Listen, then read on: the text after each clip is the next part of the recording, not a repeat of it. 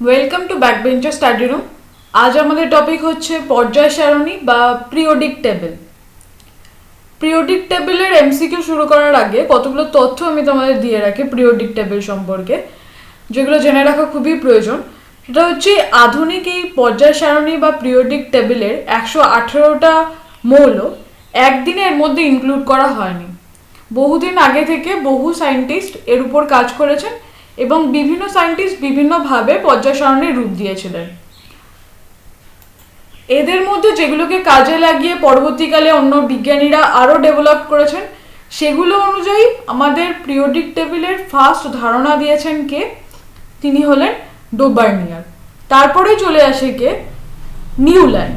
Newland তার octave theory দিয়ে আবার একটা নতুন পিরিয়ডিক টেবিল আঁকেন। ফার্স্ট ডোবার্নিয়ার তিনি তার ত্রয়ী সূত্র দিয়ে পিরিয়ডিক টেবিল সাজান। তারপরে যিনি আসেন নিউল্যান্ড, তিনি তার অক্টেভ থিওরি দিয়ে সবকটা সাজান। তারপরে আসেন মেন্ডেলিফ। তারপরে আসেন বিজ্ঞানী মোসলে।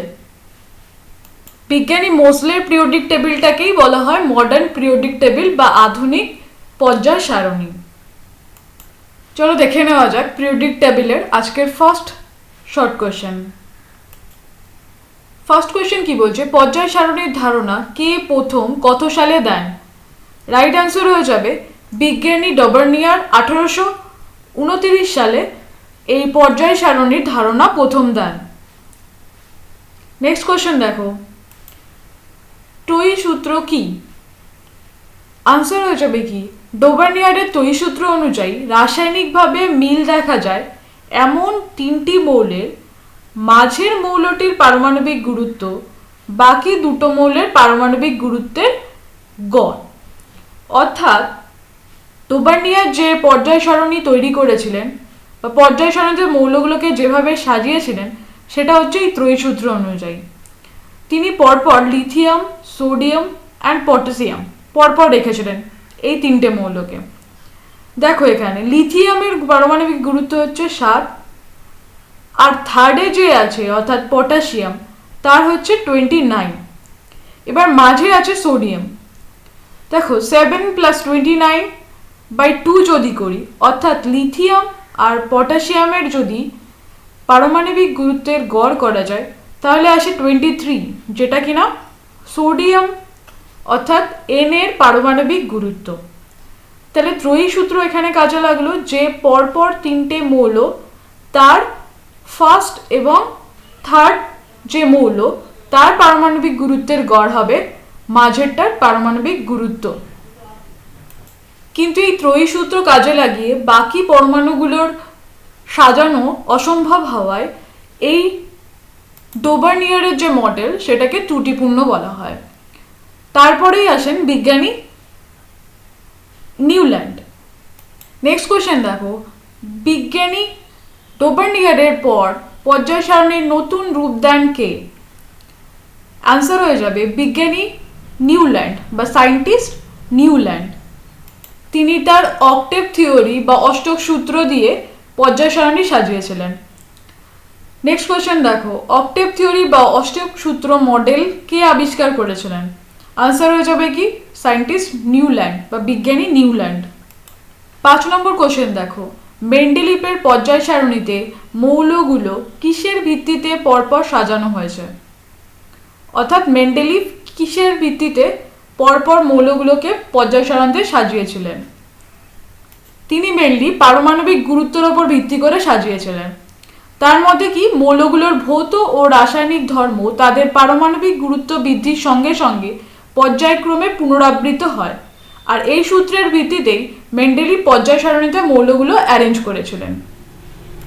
নেক্সট কোয়েশ্চেন দেখো, মেন্ডেলিফের পর্যায় সারণীতে কটি পর্যায় ও কটি শ্রেণী বর্তমান? মেন্ডেলিফের পর্যায় সারণীতে অনুযায়ী পর্যায় হলো কটা? 7টা, আর শ্রেণী হলো কটা? 9টা। দেখো মেন্ডেলিফের পর্যায় সারণী আর আধুনিক পর্যায় সারণীতে অনেকটাই মিল আছে, শুধু গ্রুপের পার্থক্য আছে। দেখো পিরিয়ডস অর্থাৎ 7টা পিরিয়ডস আছে অর্থাৎ পর্যায় আছে, সেগুলো কিভাবে দেখানো হয়? সেগুলো হয় ভার্টিক্যালি অ্যারেঞ্জ করা হয়, দেখো, আর নাম্বারিং করা হয় 1 2 3 4 5 6 7 এইভাবে। আর যেগুলো হচ্ছে শ্রেণী হচ্ছে মেন্ডেলিভের শ্রেণী ছিল কটা, 8টা। আধুনিক পর্যায়ে সেটা হয়ে গেছে কি 18টা। কিন্তু শ্রেণী করা হয় কি, শ্রেণীকে উলম্বভাবে লেখা হয়, অর্থাৎ উলম্বভাবে ধরা হয়, লেখা হয় পরপর লাইন অনুযায়ী, অর্থাৎ হরাইজন্টালি। কিন্তু এগুলো হচ্ছে কি 1 নম্বর শ্রেণী কোনটাকে বোঝাচ্ছে, এই লম্বা ভার্টিক্যালকে, ঠিক আছে। তেমন পিরিয়ডের ক্ষেত্রে কি হয়, এটাকে লেখা হচ্ছে ভার্টিক্যালি কিন্তু বোঝানো হয় 1 নম্বর যদি পিরিয়ড তুমি ধরো তাহলে কি হয়ে যাবে, এই সোজাসুজি এই যে দুটো মৌল রয়েছে হাইড্রোজেন তারপরে হিলিয়াম, এটা হচ্ছে কি পিরিয়ড অর্থাৎ পর্যায়। তাহলে কটা পর্যায়, 7টা পর্যায়। আর শ্রেণী কটা, পর্যায়কে কিভাবে ধরা হয়, হরাইজন্টালি অর্থাৎ এইভাবে, এই সোজা করে। আর ভার্টিক্যালি হচ্ছে উলম্বভাবে ধরা হয় কাকে, শ্রেণীকে। তাহলে মেন্ডেলিভের পর্যায় সারণীতে 7টি পর্যায় আর 9টি শ্রেণী। নেক্সট কোশ্চেন দেখো 7 নম্বর, মেন্ডেলিভের পর্যায় সারণীতে কটি মৌল স্থান পেয়েছে, অর্থাৎ মেন্ডেলিভ কটা মৌলকে নিয়ে তার পর্যায় সারণী তৈরি করেছিলেন। মোট 63টি মৌল স্থান পেয়েছে মেন্ডেলিভের পর্যায় সারণীতে। নেক্সট কোশ্চেন 8 নম্বর কোশ্চেন কি বলছে, মেন্ডেলিভের পর্যায় সারণীর সর্বশেষ মৌলটির নাম কি। রাইট অ্যান্সার হয়ে যাবে কি Hg বা মার্কারি বা যেটা আমরা বলি পারদ। নেক্সট কোশ্চেন 9 নম্বর কি বলছে, মেন্ডেলিভের পর্যায় সারণীর ত্রুটিগুলি কি কি। দেখো মেন্ডেলিভের পর্যায় সারণীকে একটা মোটামুটি একটা সঠিক রূপ দিলেও মেন্ডেলিভের পর্যায় সারণীর মধ্যেও কিছু ত্রুটি ছিল, তারপরে গিয়ে আধুনিক পর্যায় সারণী আমরা পেয়েছি। দেখো মেন্ডেলিভের পর্যায় সারণীর প্রথম ত্রুটি হলো কি, প্রথমত মেন্ডেলিভের পর্যায় সারণীতে নোবেল গ্যাস অর্থাৎ সম্ভ্রান্ত যে গ্যাসগুলো ছিল তার কোনো স্থান ছিল না, তার জন্য কোনো ঘর রাখা হয়নি পর্যায় সারণীতে। দ্বিতীয়ত কি, তিনি কি করেছিলেন যে একই মৌলের ভিন্ন পারমাণবিক ওজন বিশিষ্ট পরমাণু বা যেগুলোকে আমরা আইসোটোপ বলি সেই সম্পর্কে কোনো ধারণা দেননি। তখনও হয়তো আবিষ্কার হয়নি আইসোটোপ, সেজন্য তিনি এই ধারণাগুলো পাননি। আর এই আইসোটোপের জন্য তাই মেন্ডেলিভের পর্যায় সারণীতে কোনো জায়গা রাখা হয়নি, যেটা পরবর্তীকালে অনেক আইসোটোপ আনা হয়েছে আর সেটাকে মডার্ন পিরিয়ডিক টেবিলে স্থান দেওয়া হয়েছে। তাই জন্য কি হয়েছে, তার শ্রেণীগুলো বেড়ে গেছে। নেক্সট কোশ্চেন দেখো 10 নম্বর কি বলছে, মেন্ডেলিভের পর কোন বিজ্ঞানী আধুনিক পর্যায় সারণীর ধারণা বা মডার্ন পিরিয়ডিক টেবিলের ধারণা দেন। রাইট অ্যান্সার হয়ে যাবে কি বিজ্ঞানী মোজলে বা সায়েন্টিস্ট মোজলে। কত সালে, 1913 সালে, এটা 1900 হবে, 1913 সালে, 1913। নেক্সট কোশ্চেন আমরা দেখব, আধুনিক পর্যায় সারণীতে মৌলগুলিকে কিভাবে বা কিসের ভিত্তিতে সাজানো হয়েছে। দেখো আনসার হয়ে যাবে কি মৌলের পারমাণবিক সংখ্যার উপর ভিত্তি করে মৌলগুলিকে সাজানো হয়েছে। দেখো বিভিন্ন মৌলের ভৌত ও রাসায়নিক ধর্মগুলি তাদের পারমাণবিক সংখ্যার বৃদ্ধির সঙ্গে সঙ্গে পর্যায়ক্রমে পুনরাবৃত্ত হয়। এই ধারণা অনুযায়ী আধুনিক পর্যায় সারণী বা মডার্ন পিরিয়ডিক টেবিলের অ্যারেঞ্জমেন্ট বা সজ্জা হয়েছে। বিজ্ঞানী মোজলের মতে পারমাণবিক ওজন নয়, পারমাণবিক সংখ্যাই হলো মৌলের সক্রিয় পারমাণবিক সংখ্যা, অর্থাৎ কিনা নিউক্লিয়াসের প্রোটন সংখ্যা দ্বারাই মৌলের প্রকৃত ধর্ম নির্ণীত হয়। সুতরাং মৌলের পারমাণবিক সংখ্যার পর্যায় সারণীতে মৌলের ক্রমিক সংখ্যা হবে। এটাই বিজ্ঞানী মোজলে বলেছিলেন যে ওজনটা নয়, পারমাণবিক সংখ্যা অর্থাৎ প্রোটন সংখ্যা যেটা সেটাই মৌলের প্রকৃতি অর্থাৎ ধর্ম নির্দেশ করবে। তাই তিনি এই ধর্ম বা প্রাকৃতিক ধর্ম বা পারমাণবিক সংখ্যা অনুযায়ী তিনি পর্যায় সারণীতে মৌলগুলোকে অ্যারেঞ্জ করেছিলেন। নেক্সট কোশ্চেন 12 নম্বর দেখো, আধুনিক পর্যায় সারণীতে কতগুলো মৌল বর্তমান। রাইট অ্যান্সার হয়ে যাবে কি 118টি মৌল বর্তমান, যার মধ্যে 98 অর্থাৎ 98টি হচ্ছে ন্যাচারাল অর্থাৎ প্রাকৃতিক এবং 20টি মৌল হচ্ছে কৃত্রিম মৌল। নেক্সট কোশ্চেন 13 নম্বর দেখো, পর্যায় সারণীতে অতি হ্রাস পর্যায় বা শর্টেস্ট পিরিয়ড কোনটা? আনসার হয়ে যাবে কি পর্যায় সারণীতে 1 নম্বর সারণীকে অতি হ্রাস পর্যায় বা শর্টেস্ট পিরিয়ড বলা হয়। কারণ কি এখানে মাত্র দুটো মৌল বর্তমান, এক হচ্ছে হাইড্রোজেন, একটা হচ্ছে হিলিয়াম। চলো পিরিয়ডিক টেবিলটা দেখে নেওয়া যাক। দেখো 1 নম্বর পিরিয়ড অর্থাৎ পর্যায়, এই পর্যায় কিভাবে হবে? হরাইজন্টালি প্রথমে কি আছে? হাইড্রোজেন, আর একদম শেষে আছে হিলিয়াম। তাহলে এখানে কটা আছে মৌল? দুটো। তাহলে এটা শর্টেস্ট পিরিয়ড বা অতি হ্রাস পর্যায় বলা হয়। নেক্সট দেখো 14 নম্বর কি বলছে, পর্যায় সারণীতে হ্রাস পর্যায় বা শর্ট পিরিয়ড কোনগুলি? আনসার হয়ে যাবে সেকেন্ড আর থার্ড পিরিয়ড অর্থাৎ দ্বিতীয় ও তৃতীয় পর্যায়। এখানে 8টা করে 16টা মৌল বর্তমান। আগের কোশ্চেনে দেখো ছিল এটা শর্টেস্ট, আর এখন হচ্ছে শর্ট। ছোট পর্যায় কোনটা? দেখো 2 আর 3 নম্বর পর্যায়ে যদি আমরা দেখি, 2 নম্বর পর্যায়ে কটা মৌল আছে? একটা, দুটো, lithium, beryllium, boron, carbon, nitrogen, oxygen, fluorine আর নিয়ন। কটা আছে দেখো টোটাল? 1 2 3 4 5 6 7 8। আর তৃতীয় নম্বরেও দেখো ঠিক 8টা আছে। তাহলে 8 আর 8 16টা মোট আছে কোন পর্যায়ে? হ্রাস পর্যায় বা শর্ট পিরিয়ড বলা হয়। নেক্সট কোশ্চেন 15 নম্বর, পর্যায় সারণীতে দীর্ঘ পর্যায় কোনগুলি? দীর্ঘ পর্যায় বা লং পিরিয়ড কোনগুলি? আনসার হয়ে যাবে কি পর্যায় সারণীতে দীর্ঘ পর্যায় বা লং পিরিয়ড হলো 4 নম্বর ও 5 নম্বর পর্যায়। কারণ এই পর্যায়ে 18টি করে মোট 36টি মৌল বর্তমান। দেখো 4 নম্বর আর 5 নম্বর যে পর্যায় সেটা হচ্ছে কি হরাইজন্টালি। দেখো এখান থেকে কটা শ্রেণী? 18টা। তার মানে 18টাই হওয়া উচিত এর মধ্যে এলিমেন্ট বা মৌল। তাহলে 4এও 18টা আছে, 5এও 18টা মৌল আছে। তাহলে 4 আর 5 হয়ে যাবে কি দীর্ঘ পর্যায় বা লং পিরিয়ড। নেক্সট কোশ্চেন 16 নম্বর, পর্যায় সারণীতে অতি দীর্ঘ পর্যায় বা long period, very long period কোনগুলি? রাইট অ্যান্সার হয়ে যাবে কি 5th and 6th পিরিয়ড অর্থাৎ পঞ্চম এবং ষষ্ঠ পর্যায়। সরি, এখানে 6th আর 7th পিরিয়ড হবে। ওকে, এখানে 6th আর 7th পিরিয়ড, 5th নয়, এখানে হয়ে যাবে 7 6th, কেননা 5th পর্যায় হয়ে গেছে লং পিরিয়ড, আর এটা অতি দীর্ঘ পর্যায়, ভেরি লং পিরিয়ড। দেখো 6 আর 7 নম্বর পর্যায়ে যদি আমরা দেখি তাহলে কি এখানে অলরেডি কটা আছে? 18টা আছে। আর ল্যান্থেনাইট আর অ্যাক্টিনাইট সিরিজ যেটা আমরা দেখি এখানেও কতগুলো আছে? ল্যান্থেনাইট যে সিরিজটা সেটা কিন্তু 6 নম্বর পর্যায়ের সাথে অ্যাটাচ।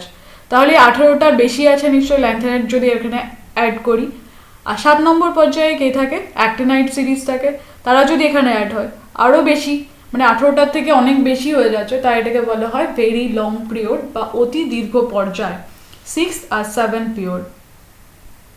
নেক্সট কোয়েশ্চেন দেখো, পর্যায় সারণীতে ক্ষারীয় মৃত্তিকা ধাতু বা অ্যালকালাইন আর্থ মেটালসগুলি কোন বিশেষ শ্রেণীতে রাখা হয়েছে? আনসার হয়ে যাবে কি 2 নম্বর গ্রুপ বা শ্রেণীতে। 2 নম্বর শ্রেণী দেখো, বেরিয়াম, ম্যাগনেসিয়াম, ক্যালসিয়াম, এগুলো কি alkaline earth metal. Next question দেখো, পর্যায় সারণীতে সন্ধিগত মৌলের বা ট্রানজিশন এলিমেন্টের অবস্থান কোথায়?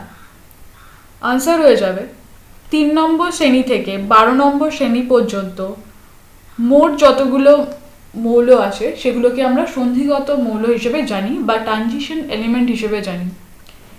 এই মৌলগুলোর সন্ধিগত কারণ হচ্ছে এই মৌলগুলোর একাধিক যোজ্যতা সম্পন্ন হয়। দেখো এখানে 3 থেকে 12 নম্বর যতগুলো মৌল আছে 3 থেকে 12 নম্বর শ্রেণীর মধ্যে সবাই কি ট্রানজিশন এলিমেন্ট বা সন্ধিগত মৌল। এইখানে যে মৌলগুলো আছে তাদের যোজ্যতার ডিফারেন্স দেখা যায়। যদি আমরা দেখো এখানে চলে আসি ফার্স্টটাতে, দেখো ফার্স্ট যে শ্রেণীটা রয়েছে এখানে দেখো ফার্স্ট অর্থাৎ 1, এখানে কিন্তু দেখো হাইড্রোজেনের কি যে ভ্যালেন্স ইলেকট্রন বা বাইরের ইলেকট্রন সংখ্যা কিন্তু 1। তারপরে দেখো লিথিয়ামে চলে আসি। লিথিয়ামের ক্ষেত্রে কি হবে, যে এখানেও কিন্তু লিথিয়ামের বাইরের কক্ষে একটা থাকবে, কারণ ফার্স্ট কক্ষে দুটো, তারপরে এক, এর হচ্ছে ইলেকট্রন সংখ্যা তিনটে, প্রথম কক্ষে দুটো থাকলো, তারপরের কক্ষে কিন্তু এক, সুতরাং হাইড্রোজেনেরও এক হয়ে গেল, লিথিয়ামেরও এক। এবার সোডিয়াম যদি দেখি, তার হয়ে যাবে কত, 11, সোডিয়ামের হচ্ছে 11 ইলেকট্রন সংখ্যা, তাহলে প্রথমটাতে 2, তারপরে 8, 8 আর 2 10 হয়ে গেল, লাস্টের কক্ষে কিন্তু একটা থাকবে। সেরকমভাবে পটাশিয়ামেরও তাই হবে, 1। এবার কি দেখো 2 নম্বর শ্রেণীতে কি আছে, বি। বি এর দেখো, এর হচ্ছে তোমার 4টে ইলেকট্রন, 4টে ইলেকট্রন হচ্ছে গিয়ে দুটো দুটো, বাইরের কক্ষে কিন্তু দুটো, ফার্স্ট কক্ষে যদি দুটো ধরে, তারপরের কক্ষে 8টা, তারপরে 8টা নেই বলে দুটোই থাকবে, তাই তো? তার মানে ভ্যালেন্স ইলেকট্রন কটা হলো, দুটো। ম্যাগনেসিয়ামের ক্ষেত্রে দেখো, ম্যাগনেসিয়ামের কত কত ইলেকট্রন, 12। 12 দেখো, প্রথমটাতে 2, তারপরে 8, 8 আর 2 10 হয়ে গেল, তারপরে হয়ে যাবে কি বাকি দুটো ভ্যালেন্স ইলেকট্রন। ক্যালসিয়ামের ক্ষেত্রেও তাই, 2, 8 আর 2 মানে 10, 8 মানে 18, 19, 20। তো এইভাবে ভ্যালেন্স ইলেকট্রনগুলো মোটামুটি এই শ্রেণী অনুযায়ী আমরা দেখলে বুঝতে পারি। কিন্তু 3 থেকে 12 অবধি যেগুলো আছে এলিমেন্ট, সেগুলোতে কি আছে, যোজ্যতার ডিফারেন্স আছে। এবার দেখো যখন আমরা অধাতুতে চলে আসবো, অর্থাৎ 13 থেকে 17-র মধ্যে চলে আসবো, এখানে দেখো ফার্স্টের যে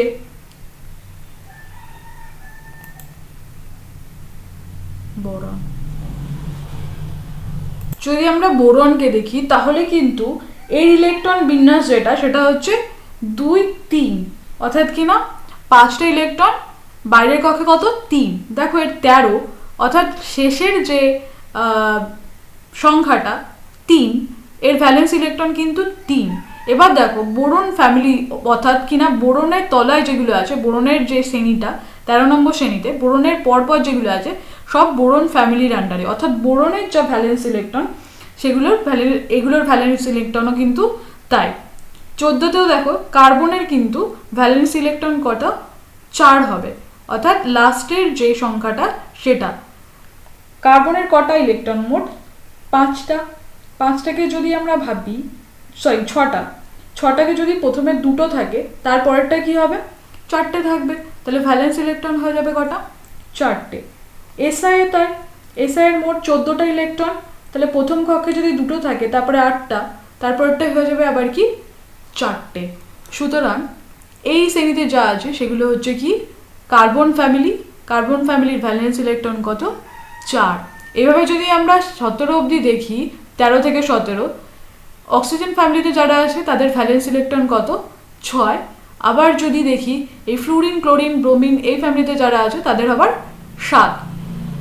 সুতরাং 3 থেকে 12 যেগুলো আছে এদের যোজ্যতার ডিফারেন্স হওয়ায় এদেরকে সন্ধিগত মৌল, অর্থাৎ 3 থেকে 12 নম্বর পর্যন্ত শ্রেণীকে আমরা সন্ধিগত মৌল বলে থাকি, বা সন্ধিগত মৌলের শ্রেণী বলে থাকি। নেক্সট কোশ্চেন 20 নম্বর বলেছে, দেখো পর্যায় সারণীর কোন বিশেষ শ্রেণীতে হ্যালোজেন মৌলগুলো স্থান পেয়েছে। আনসার হয়ে যাবে আধুনিক পর্যায় সারণীর 17 নম্বর গ্রুপ বা শ্রেণীতে এটি স্থান পেয়েছে, অর্থাৎ হ্যালোজেন মৌলগুলি স্থান পেয়েছে। হ্যালোজেন মৌলগুলো কি কি, ফ্লুরিন, ক্লোরিন, ব্রোমিন, আয়োডিন, এসব হচ্ছে হ্যালোজেন মৌল। দেখো নেক্সট কোয়েশ্চেন, হ্যালোজেন মৌলগুলোর ভ্যালেন্স ইলেকট্রন বা যোজ্যতা ইলেকট্রন সংখ্যা কতটি। এখানে ভ্যালেন্স ইলেকট্রন হবে, ভ্যালেন্স ইলেকট্রন বা যোজ্যতা, ইলেকট্রনের যোজ্যতা কটি। তাহলে হ্যালোজেন যে মৌলগুলো তার ভ্যালেন্স ইলেকট্রন কটা, 7টা। কারণ কি দেখো 17 নম্বরে কি আছে, ফ্লুরিন, ক্লোরিন, ব্রোমিন, আয়োডিন, এগুলো সব কি হ্যালোজেন। তো হ্যালোজেন মৌলের দেখো কত নম্বরে আছে, 17 নম্বরে। একটু আগে আমরা আলোচনা করেছি কি শেষের যে সংখ্যাটা সেটাই হবে কি তাদের ভ্যালেন্স ইলেকট্রন, অর্থাৎ ফ্লুরিন ফ্যামিলি বা হ্যালোজেন ফ্যামিলির যে কজন মেম্বার থাকবে তাদের ভ্যালেন্স ইলেকট্রন কত হবে, 7। নেক্সট কোশ্চেন দেখো 22 নম্বর কোশ্চেন কি বলছে, কয়েকটি সম্ভ্রান্ত গ্যাস বা নোবেল গ্যাসের নাম বলো। আনসার হয়ে যাবে কি হিলিয়াম, নিয়ন, আর্গন, ক্রিপ্টন, জেনন, রেডন, এগুলো সবই কি নোবেল গ্যাস। নেক্সট কোশ্চেন দেখো 18 নম্বর গ্রুপের গ্যাসগুলিকে নিষ্ক্রিয় গ্যাস বলে কেন। দেখো এখান থেকে একটা আনসার কোশ্চেন হয় এবং আনসারটাও দেওয়া রয়েছে, সেটা হচ্ছে কি নিষ্ক্রিয় গ্যাসগুলো কত নম্বর গ্রুপ বা শ্রেণীতে অবস্থিত, সেটা হচ্ছে কি 18 নম্বর। এই 18 নম্বর গ্রুপে যে সমস্ত গ্যাসগুলো থাকে তাদের মধ্যে হিলিয়াম ছাড়া, হিলিয়ামের দুটো থাকে ইলেকট্রন, আর বাকি যে সমস্ত গ্যাসগুলো থাকে তাদের যে যোজ্যতা কক্ষের ইলেকট্রন সেটা সম্পূর্ণ ভর্তি থাকে, অর্থাৎ সবার কক্ষে 8টা করে থাকে। সুতরাং এরা কি কেমিক্যালি রিঅ্যাক্টিভ হয় না, অর্থাৎ এরা ইনঅ্যাক্টিভ গ্যাস বলা হয় এদেরকে, এরা রাসায়নিক বিক্রিয়ায় অংশগ্রহণ করে না, তাই এদের বলা হয় কি নিষ্ক্রিয় অর্থাৎ ইনঅ্যাক্টিভ গ্যাস। দেখো এখানে 18 নম্বরে কি কি আছে, নিয়ন, আর্গন, ক্রিপ্টন, জেনন, রেডন, সবগুলো সংকেতগুলো একটু জেনে রাখার। জেডনের হচ্ছে এক্সি, ক্রিপ্টন, আর্গন, আর্গনের হচ্ছে এআর। এগুলোর কি সবার বাইরের কক্ষের যে ইলেকট্রন আছে সেটা ভর্তি থাকে বা সম্পূর্ণ থাকে, তাই তারা কেমিক্যালি অ্যাক্টিভ হয় না, অর্থাৎ নিষ্ক্রিয় থাকে, তাই এদেরকে আমরা কি বলি নিষ্ক্রিয় গ্যাস। আর এদেরকে কত নম্বরে রাখা হয়েছে 18 নম্বর শ্রেণীতে রাখা হয়েছে বা গ্রুপে রাখা হয়েছে। এবার দেখো বলছে পর্যায় সারণীতে কটি ব্লক কি কি, আনসার হয়ে যাবে দেখো S block, D block, P block আর এফ ব্লক, টোটাল 4টে ব্লক থাকে। এবার দেখো কোনটা কোন ব্লক, ছবিটা একটু দেখে নিই পর্যায় সারণী, তাহলে বোঝা যাবে কোনটা কোন ব্লক। দেখো 1 থেকে 2 পর্যন্ত হচ্ছে এস ব্লক, 3 থেকে 12 পর্যন্ত হচ্ছে ডি ব্লক, 13 থেকে 18 অবধি হচ্ছে পি ব্লক, আর ল্যান্থেনাইট আর অ্যাক্টিনাইট সিরিজ এই দুটো হচ্ছে এফ ব্লক।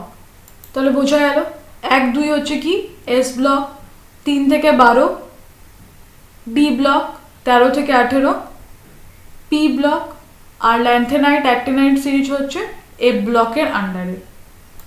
এবার দেখো 25 নম্বর কোশ্চেন, এটা খুব ইম্পর্টেন্ট কোশ্চেন। একটু আগে আমরা ল্যান্থেনাইট অ্যাক্টিনাইট সিরিজগুলো দেখলাম, সেগুলো এবার কোন পর্যায়ে কোনটা, ল্যান্থেনাইট সারণী কোন পর্যায়ের অন্তর্গত, রাইট অ্যান্সার হয়ে যাবে কি 6 নম্বর পর্যায়ের অন্তর্গত। আর 26 নম্বর দেখো অ্যাক্টিনাইট সারণী বা অ্যাক্টিনাইট সিরিজ কোন পর্যায়ের অন্তর্গত, অ্যাক্টিনাইট সিরিজ 7 নম্বর পর্যায়ের অন্তর্গত। চলো একবার দেখে নিই জিনিসটা। দেখো এখানে 6 নম্বর যেটা আছে, 6 নম্বর এই পর্যায়ে দেখো ল্যান্থেনাইট সিরিজ অ্যাড হবে। এখানে কালার দেখছো সেম সেম, তো এখানে কোনো দেখো এলিমেন্ট নেই, তো এই জায়গাটা ফাঁকা রাখার মানে হচ্ছে গিয়ে এই সমস্ত যে মৌলগুলো রয়েছে সবাই এই পজিশনে আসবে, একটা ব্যালেন্স রাখার জন্য বাকি ইলেকট্রনগুলোকে এইভাবে সাজানো হয়েছে, ঠিক আছে। তারপরে দেখো 7 নম্বর যে পর্যায় সেখানে কে থাকবে, অ্যাক্টিনাইট সিরিজ থাকবে, সেম কালার দেখতে পাচ্ছ এটা আর এটা।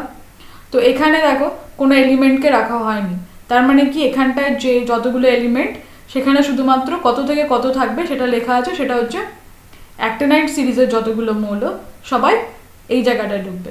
তাহলে ল্যান্থেনাইট সিরিজ কোন পর্যায়ে 6 নম্বর, আর অ্যাক্টিনাইট সিরিজ 7 নম্বর পর্যায়ে, বোঝা গেছে। 27 নম্বর কোশ্চেন দেখো পর্যায় সারণীতে কতগুলো ধাতুকল্প বা মেটালয়েডস বর্তমান, আনসার হয়ে যাবে কি 7টি, যথা boron, silicon, germanium, arsenic, antimony, tellurium, polonium. অ্যাস্টারটাইনকে কিছু ক্ষেত্রে ধরা হয় কিছু ক্ষেত্রে ধরা হয় না, মেনলি 7টায় মোস্ট অফ বইতে আছে 7টায়, ঠিক আছে। তো 7টা মনে রাখলেই হবে, সেটা হচ্ছে boron, silicon, germanium, arsenic, antimony, tellurium, polonium, polonium অব্দি লাস্ট, ওকে। এই মেটালাইট বা ধাতু কল্পগুলো কি করে, ধাতু থেকে অধাতুকে আলাদা করছে। দেখো এখানে এই যে বি বোরন, সিলিকন, দেখো প্রথম থেকে একটা, তারপরে সিলিকন আছে, তারপরে গ্যালিনিয়াম আছে, তারপরে কি আছে boron, silicon, germanium, arsenic, antimony, tellurium আর পোলোনিয়াম। তো এখানে বোরন, ঠিক আছে, তারপরে দেখো সিলিকন, তারপরে কি আছে জার্মেনিয়াম, তারপরে আছে হচ্ছে আর্সেনিক, তারপরে আছে এসবি অর্থাৎ অ্যান্টিমনি, টিই অর্থাৎ টেলুরিয়াম, আর পিও অর্থাৎ পোলোনিয়াম। এগুলো সব কি হচ্ছে ধাতুকল্প বা মেটালয়েডস। নেক্সট কোশ্চেন দেখো একটি তরল অধাতুর নাম বলো, আনসার হয়ে যাবে কি বিআর অর্থাৎ ব্রোমিন। নেক্সট কোশ্চেন 29 নম্বর, দুষ্টু মৌল কাকে বলা হয়? হাইড্রোজেনকে দুষ্টু মৌল বলা হয়। কারণ কি? হাইড্রোজেন প্রথম শ্রেণীতে থাকা ক্ষার ধাতুগুলোর মতো আচরণ করে। আবার কি, এরা অধাতুর সঙ্গে যুক্ত হয়ে যৌগ উৎপন্ন করছে। আবার দ্রবণে, জলীয় দ্রবণে কি করে, H+ আয়ন উৎপন্ন করছে। দুই প্রকার ধর্ম থাকায় হাইড্রোজেনকে আমরা কি বলি, দুষ্টু মৌল বলা হয়। নেক্সট কোশ্চেন দেখো 30 নম্বর, কোন নিষ্ক্রিয় গ্যাস সবচেয়ে বেশি মাত্রায় পাওয়া যায়? রাইট অ্যান্সার হয়ে যাবে কি, আর্গন গ্যাস, অর্থাৎ সিম্বল হচ্ছে Ar। নেক্সট কোশ্চেন দেখো, কোন নিষ্ক্রিয় গ্যাস থেকে মাঝে মধ্যে বিক্রিয়ার অংশ নিতে দেখা যায়? সব নিষ্ক্রিয় গ্যাসের মধ্যে কোন গ্যাসকে আমরা রাসায়নিক বিক্রিয়া করতে মাঝে মাঝে দেখতে পাই বা দেখা যায়? সেটা হচ্ছে কি, জেনন। নেক্সট কোশ্চেন দেখো, পর্যায় সারণীর বাম থেকে ডান দিকে মৌলগুলি তড়িৎধর্মিতার কি পরিবর্তন লক্ষ্য করা যায়? আনসার হয়ে যাবে কি, কোনো পর্যায়ের বাম দিক থেকে ডান দিকে, অর্থাৎ লেফট থেকে যদি আমরা রাইটে যাই, তাহলে মৌলগুলোর নেগেটিভিটি, নেগেটিভ তড়িৎধর্মিতা অর্থাৎ ইলেকট্রোনেগেটিভিটি তত বেড়ে যাবে। কি হচ্ছে, বাম দিক থেকে ডান দিকে, অর্থাৎ একদম শুরু থেকে শেষ, মানে হচ্ছে লেফট সাইড থেকে রাইট সাইডে যদি দেওয়া যায়, সেগুলো কি করছে, ইলেকট্রিক নেগেটিভিটি, ইলেকট্রোনেগেটিভিটি বাড়তে থাকবে। কিসের? পর্যায়ের যদি তুমি লেফট থেকে রাইটে যাও, তাহলে কি হয়ে যাবে, ইলেকট্রোনেগেটিভিটি বাড়তে থাকবে। যেমন যদি আমরা দ্বিতীয় পর্যায়টা দেখি, যেখানে প্রথমে আছে লিথিয়াম আর লাস্টে আছে কে, ফ্লোরিন। যদি আমরা দ্বিতীয় পর্যায়টা দেখি, দেখো প্রথমে লিথিয়াম আছে, শেষে যদি F অবধি দেখি, অর্থাৎ ফ্লুরিন অবধি দেখি, তাহলে লিথিয়ামের হচ্ছে সবচেয়ে কম আর ফ্লুরিনের ইলেকট্রোনেগেটিভিটি সবচেয়ে বেশি। অর্থাৎ কি হলো, লেফট সাইড থেকে রাইট সাইডে যাচ্ছি তত ইলেকট্রোনেগেটিভিটি বেড়ে যাচ্ছে। তাই লিথিয়ামের এখানে সবচেয়ে কম, যদি 2 নম্বর পর্যায়ের মধ্যে দেখা যায়, লিথিয়ামের সবচেয়ে কম আর শেষে কে আছে, ফ্লুরিনের সবচেয়ে বেশি। আজকে আমাদের লাস্ট কোয়েশ্চেন হচ্ছে কি, দেখো পর্যায় সারণীর শ্রেণীর অন্তর্গত মৌলগুলির ক্ষেত্রে ওপর থেকে নিচে মৌলগুলির কিরূপ পরিবর্তন লক্ষ্য করা গেছে? আনসার হয়ে যাবে কি, একই শ্রেণীর অন্তর্গত মৌলগুলির ক্ষেত্রে দেখা যায় উপর থেকে নিচের দিকে যত যাওয়া যায় মৌলগুলোর ইলেকট্রোনেগেটিভিটি তত কমতে থাকে, অর্থাৎ ইলেকট্রোনেগেটিভ তড়িৎধর্মিতা কমতে থাকে। অর্থাৎ আমরা যদি ফার্স্ট যে শ্রেণী সেটার কথা ভাবি, প্রথমে হিলিয়াম, তারপরে লিথিয়াম, তারপরে সোডিয়াম, তারপরে পটাশিয়াম। তার মানে কি, ওপরে কি আছে, হিলিয়াম, লিথিয়াম, সোডিয়াম, পটাশিয়ামের ক্ষেত্রে শুধু ধরলে প্রথমে আছে হিলিয়াম আর লাস্টে কি বললাম যে পটাশিয়াম। তাহলে এখানে কি হয়ে যাবে, কার ইলেকট্রোনেগেটিভিটি বেশি? হাইড্রোজেনের, আর পটাশিয়ামের কম। So thank you for watching. এখানে আমরা আজকে অনেকগুলো শর্ট কোয়েশ্চেন করলাম, প্রায় প্রিভিয়াস ইয়ারের 5-6টা ইয়ার এখানে কমপ্লিট হয়ে গেছে। এছাড়াও অনেক ইম্পর্টেন্ট কোয়েশ্চেন এর মধ্যে ইনক্লুড করা আছে। যদি ভালো লেগে থাকে ভিডিও, লাইক করো, শেয়ার করো, আর অবশ্যই পরবর্তী ভিডিও দেখার জন্য সাবস্ক্রাইব করো। বাই।